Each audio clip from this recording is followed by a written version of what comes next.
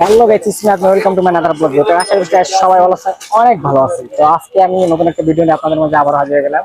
আর এখন পিছনে ব্যাকগ্রাউন্ড থেকে আসলে মাইন্ডলি বুঝতে পারছেন যে এখন আমি কোথায় আছি। আমি আছি যে এখন শহীদ মিনার, মানে ঢাকা জেলার ঢাকার ভিতরে, মানে মিরপুরের ভিতরে যদি সবচেয়ে সুন্দরতম একটা জায়গা থাকে, ঘোরার জন্য স্পট থাকে, বেস্ট অফ লাভ, সেটা মনে করেন যে শহীদ মিনার। তো এখন আছি আমি শহীদ মিনার। আসলে আমাদের একটা শুট হওয়ার পরিকল্পনা ছিল, সেই জন্য আর কি মিষ্টি হয়েছে ওটা, যে শুটের কথা ছিল যে বিকাল 3টায়। সেক্ষেত্রে এখন যে হয়ে গেছে আপনি মনে করেন যে 6:30, এখন তো শুট করা সম্ভব না আমাদের ইউটিউব চ্যানেলের জন্য আর কি, কাজ করার জন্য। আগে ভাবছিলাম যে একটা শুট অনেকদিন হচ্ছে ভিডিও করা হয় না, ভিডিও মিট করা হতেছে না। তো সেই জন্য আর কি আসলাম, কিন্তু আসতে এখন লেট হয়ে গেছে, বাড়ি মানে আমারই আসতে লেট হয়ে গেছে, কারণ এর জন্য শুট হইতে হয় নাই, মানে সেই জন্য আর কি।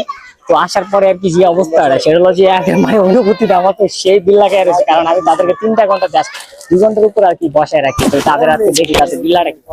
এই যে আমি শুট করতে আসতে যে আমি লেট করে গেছি, মানে লেট করে ফেলছি, এটা মানে আপনাদের মানে এক্সপিরিয়েন্সটা কি, যে আমি যে লেট করছি, মানে আমার কি করতে মন চায়? না, কি করতে হবে? এখন কাজ কাজ থাকলে এখন তো লেট করলে এখন কোনো সমস্যা নেই, এখন সমস্যা নেই, আমরা আছি।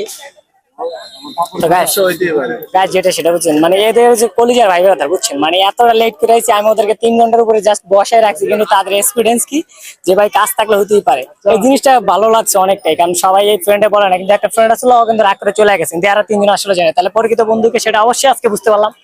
তো মানে এর কাছে আমার কাছে এই জিনিসটা অনেক ভালো লাগছে, যে কাজ থাকলে লেট হতেই পারে স্বাভাবিক, কিন্তু এর কাছে মানে এক্সপিরিয়েন্স খুব ভালো লাগছে আমার কাছে। তো মানে কলেজের বন্ধু হয়ে গেল ম্যাচ কাটতে পর থেকে আপনি, তো আপনার এক্সপিরিয়েন্সটা কি, যে আমি যে লেট করেছি মানে এটা?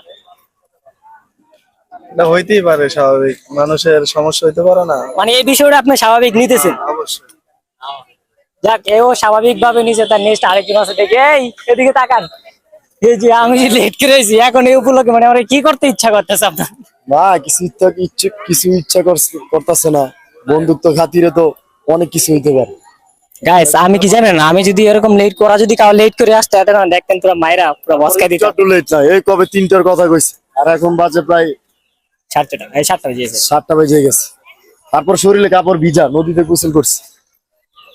আসলে গাইস মানে ভালোবাসার মানুষ থাকলে এরা আছে জিনিসটা আর কি, যে আমি যদি গাইস মানে যেটা সেটা হলো, যদি এরা যদি লেট করতো তাও 1 থেকে 2 মিনিট লেট করতে অবস্থা পুরো খারাপ হয়েছে, কিন্তু আমি যে এতটা লেট করছি, কিন্তু তাদের এক্সপিরিয়েন্স কি, যে ঠিক আছে লেট হইতেই পারে স্বাভাবিক, কিন্তু এই জিনিসটা আমার কাছে খুবই ভালো লাগছে।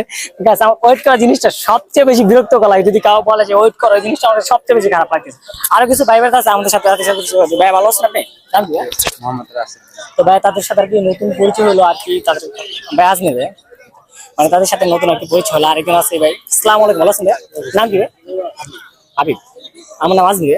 তো তাদের কাছে আসলে পরিচয় ভালো লাগছে, কারণ তারা ওয়েট করে না বেশিক্ষণ, কিন্তু এই যে 3 জন দেখতেছেন, মানে তারা বেশিক্ষণ ওয়েট করছে আর কি, আর আসতে প্রায় 2 থেকে 3 মিনিট হবে আর কি। তো এরা আসছে অনেকক্ষণ হয়েছে।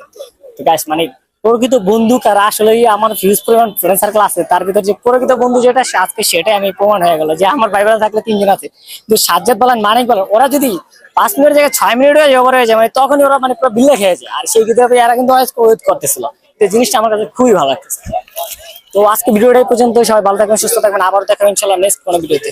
তো